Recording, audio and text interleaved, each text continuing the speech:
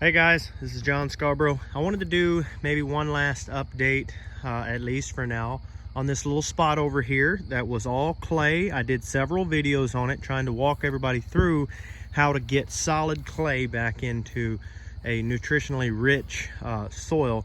And I kind of wanted to do a little rundown on that. But briefly, real quick, I was just going to show everybody this. The last time I talked about this spot right here, we didn't have any electric lines in here. We didn't have anything here. And we've kind of moved forward. Hey, pup. We've kind of moved forward a pretty good bit here ever since that point. And now we're actually living on this property. When I first made that video, we didn't own this property. We were just leasing it. So anyway, I just kind of wanted to talk about that a little bit, show a little bit of our progress. The drive here is kind of, we haven't had a chance. We're going to get a dozer in here and try to shape this up to where the water will roll off of it right and get some gravel in here and stuff like that. But there's a lot of work in the progress. But I just wanted to talk over this a little bit briefly. Some of the things that we have seen that definitely are working here. So if y'all remember right, and I'm gonna try to put a link in the description below to show to link back to one of those videos, but try to go back and watch at least the very first video and see where it all started. And then if you haven't seen them, if you've already seen them, then that's fine. But if you haven't seen them, go back and look at those. This was nothing but bare clay. For anybody that doesn't know, it literally looked like this right here. Okay, now the biggest reason I did this video was specifically to show what you can do with clay, because I work with a lot of clay soil here, solid red soil with hardly anything else except for just red clay, just no topsoil at all. Okay, so I wanted to show, because this is all we got here. Look at that. And that goes all the way down right here, every bit of that. Okay, so I wanted to kind of encourage anybody that's working in those conditions about what you can do here, because all of this was clay. There was no grass here at all. There's definitely no grass growing up in there. You can still tell some of the places where the water really sheds off, there's still no grass. And when we get that dozer operator in here, we'll probably smooth this up just a little bit and then redo it with the hay again this year. But this has only been 1 year, guys. I tell everybody that you might have to be patient with it and it may take you 2 years. But honestly, in my experience, I've never seen it take 2 years to start getting some grass. Now, I'm not saying it's perfect yet, of course, but this is literally with just the one time last year, well, the 2 times, putting the bales on there.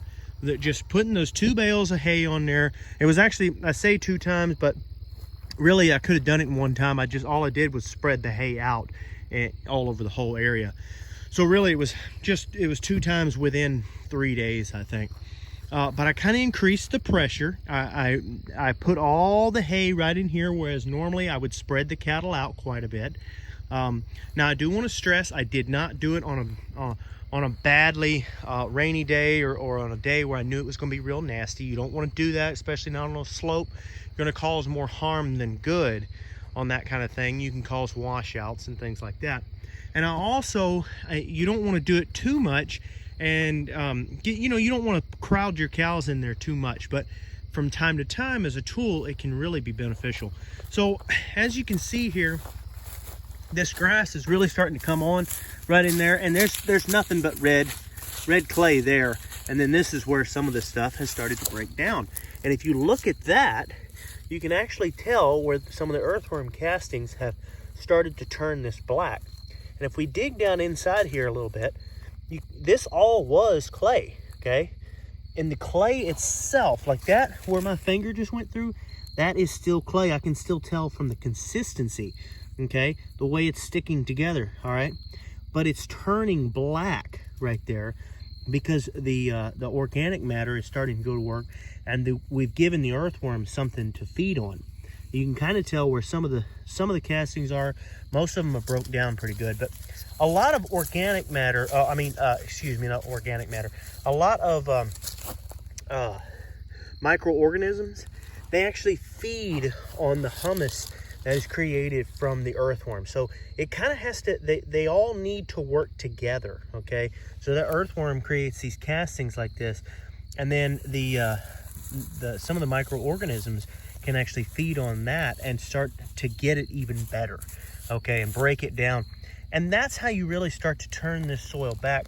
Because I'm gonna let y'all in on a little secret here.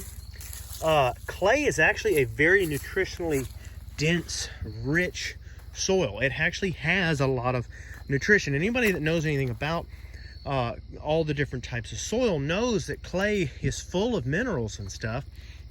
But a lot of times clay kind of gets a bad rap as a very depleted soil. But actually that's really not what the problem is. The problem is the water either drains off of it and it cracks up and dries up, or it holds too much water and it's not good for the roots. Okay, but then secondly, because of the conditions, it's not real good. It's too compacted for a lot of your microorganisms. So it kind of goes back to the same thing with clay as it does with a lot of other soil. Sometimes it just takes a little bit longer to get it going, but the reality is that the principle is still kind of the same. That what you need is you need some organic matter, so you need to start feeding those microorganisms, okay? And sometimes I have found in some cases that you really have got to increase the organic matter a lot just to jumpstart that process, okay? And that's kind of what we did here. I did not go nearly as extreme in this area as I have in some areas, because I wanted to give an example of just how easy this can be. I basically covered this once with hay, okay? I didn't come back and do it. I just did it that one time for the first couple of days, but it was also the manure impact in the urine, okay, and that pushing that into the soil. But then the hay laying there was not only something for earthworms to feed on, and then the earthworm castings being something for a lot of the other things to feed on, all your other microbes, but also the hay laying there helps to hold moisture on the ground. It helps keep the soil from actually drying up too much, okay? Well, at first it can be a negative because clay already holds the soil and it's not well draining, okay?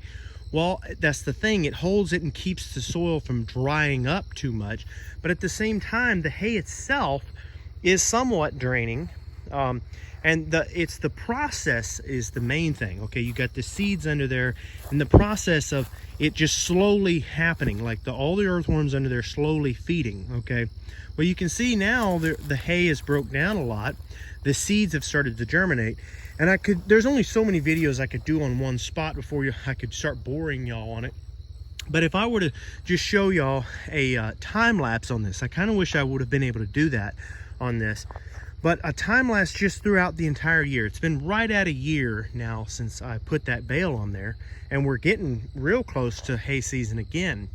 But I wish I could have shown a time lapse that would have really just gone through, because it's like the hay started breaking down, the hot summer started coming on, and you really didn't see a lot of grass growing. You didn't see a lot of increase.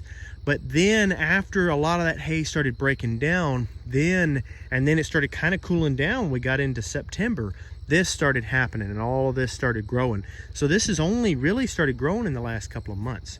But we're almost to the dormant season where this will die, or will go dormant, because these are perennial plants here. They'll go dormant. And what I'll actually do is I'll go back over it and put some more hay over it. I wouldn't have to at this stage.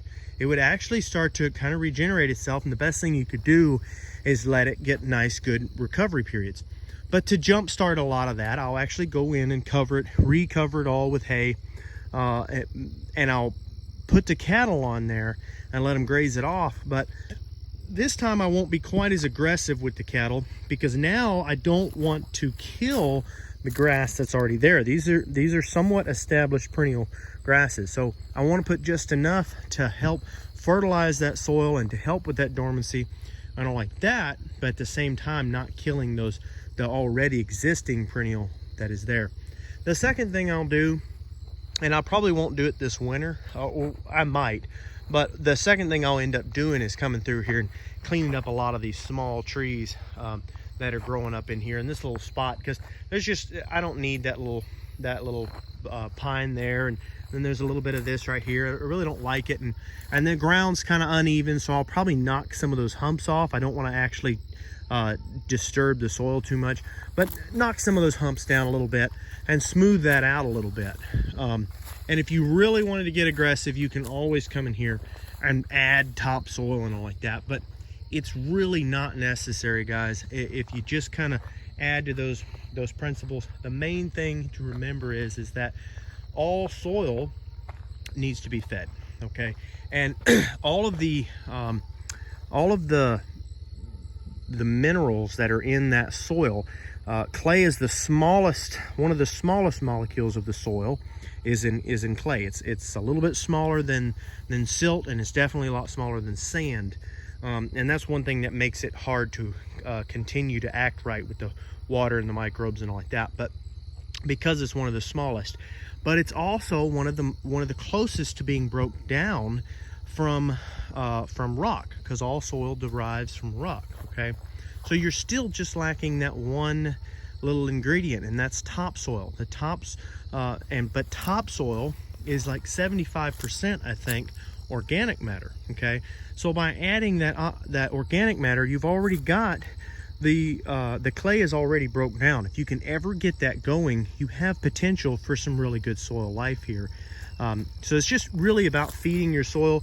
And always remember this, guys, carbon, it takes carbon to break down rock and help turn it into bioavailable minerals. Okay, and one good example of that is when you get like these chimneys and stuff, they've got to get the carbonic acid has got to be cleaned from that, or it will eventually start to break down the chimney, and the chimney can even start caving in. And what that is it's the carbonic acid actually breaking the stone down. Okay, so by adding the carbon in there, you're actually making these minerals more bioavailable for your cattle, and making so there's a lot of potential there, is my point, guys. It's just about getting that carbon back into the soil and giving your soil life something to feed on. So anyway, guys, I just thought I'd show this out over here. I may do another video maybe next year or next summer or something, just to kind of show it in there. I'm trying not to keep these videos too long. I don't want to prolong them too much, but there's just been so many people that talk so bad about red soil, and I know that there's so much potential to it, because I have successfully fed a lot of animals on a lot of clay, because there's a lot of grass, a lot of places I have. Now this, not all of this is clay, but a lot of that is. But I have actually fed a lot of cows on solid clay soil, and the grass will look just like this. It'll look just evenly as beautiful as that. That right there has not had established grass on it yet. But this has been established, and it's actually been cut for hay at one time. But this produces very well right here. And a lot of this, you can tell it's not much more than iron ore and even some clay. So just keep that in mind, guys. And especially if you do have clay soil, definitely keep that in mind about keeping your organic matter down. You want to keep your litter bank pretty full. You don't want it to get you don't want to look down in your pasture and see bare dirt through the grass. You want to keep that litter bank full. So anyway, guys, thanks for listening to me ramble on. I do hope y'all appreciate these videos. And if y'all have any suggestions for any new videos or helpful content in any way, I'd appreciate that in the comments. As always, thanks. Don't forget to like and subscribe.